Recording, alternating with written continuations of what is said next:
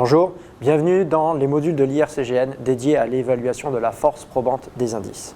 L'ensemble de ces modules ont pour objectif de vous permettre d'évaluer un faisceau d'indices, d'évaluer la force probante d'un faisceau d'indices. Chacun de ces modules aura 3 objectifs pédagogiques. Ici, dans ce premier module, les 3 objectifs pédagogiques vont consister à connaître les 3 notions fondamentales que sont la trace, l'indice et la preuve. Le deuxième objectif pédagogique va consister à comprendre quel est le mécanisme intellectuel qui permet de passer de la trace à l'indice et de l'indice à la preuve.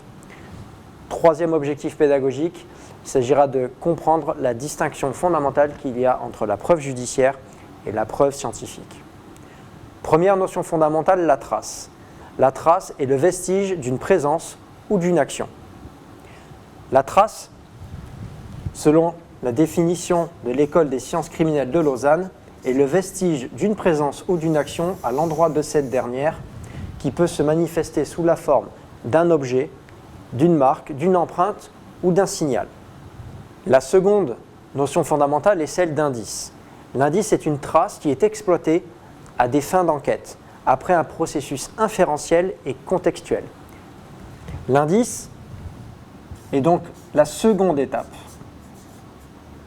Et cette notion dépend de celle de trace, au sens où c'est une inférence qui permet de passer de l'une à l'autre. Qu'est-ce qu'une inférence? Une inférence peut être un raisonnement, mais ça peut être quelque chose d'un peu plus large. Nous allons nous concentrer sur les raisonnements. Il existe 3 grands modes de raisonnement qui permettent donc de passer de la trace à l'indice. La déduction, l'induction et l'abduction. La déduction est le registre du certain. L'induction est le registre du plausible. Et l'abduction est le registre du possible. Prenons un exemple pour illustrer ces 3 modes de raisonnement. Je vais avoir à chaque fois 2 propositions de départ pour une proposition de conclusion.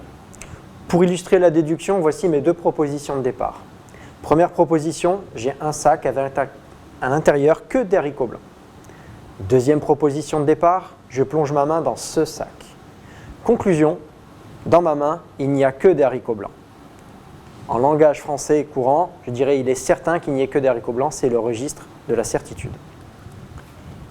La déduction est donc le mode de raisonnement qui permet de dire si une proposition est certaine. A l'inverse, l'induction est le domaine du plausible. Voici les 2 propositions de départ pour l'induction. Première proposition de départ, j'ai un sac avec à l'intérieur que des haricots, mais je n'ai pas d'information sur la couleur. Deuxième proposition de départ, je plonge ma main dans ce sac et dans ma main, je n'ai que des haricots blancs. Conclusion, il est plausible que dans ce sac, il n'y ait que des haricots blancs. Je ne peux pas me permettre d'être certain, mais je suis au-delà de la simple possibilité parce que j'ai un ancrage dans la réalité, j'ai plongé ma main dans ce sac. De manière formelle, on va ici dire que je suis dans le registre du plausible ou du probable lorsque on peut quantifier. Troisième mode de raisonnement, l'abduction. Pour l'abduction, les 2 propositions de départ sont les suivantes. Première proposition de départ, j'ai un sac avec à l'intérieur que des haricots blancs. Deuxième proposition de départ, sur la table, à côté, j'ai des haricots blancs. Conclusion, il est possible que ces haricots viennent de ce sac. Il est possible, c'est la meilleure hypothèse explicative possible. Le registre de l'abduction est donc celui du possible. Mais comme nous venons de le voir, il s'agit d'une hypothèse et non pas d'un fait expérimental. Quel rapport avec la criminalistique?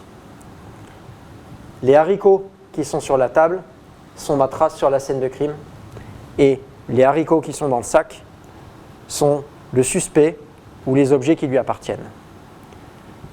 Ce qui relie les deux, à ce stade-là, n'est qu'une compatibilité entre des attributs, le fait d'être des haricots et d'être de la couleur blanche. Il n'y a pas d'ancrage dans la réalité.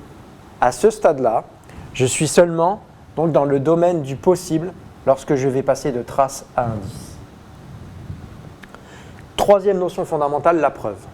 Pour passer d'indice à preuve, il s'agit ici d'un autre mécanisme que celui de la logique, il s'agit celui de l'intime conviction.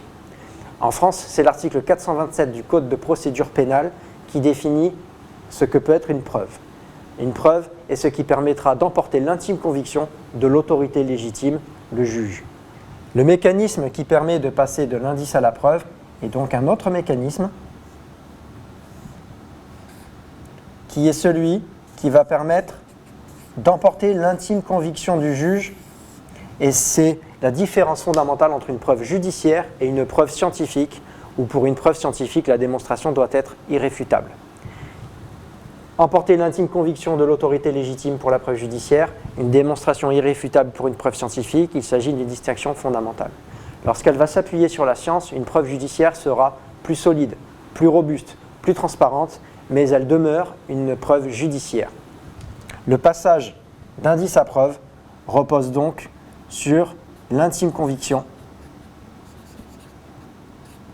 et non pas sur une démonstration irréfutable, tel un théorème de mathématiques.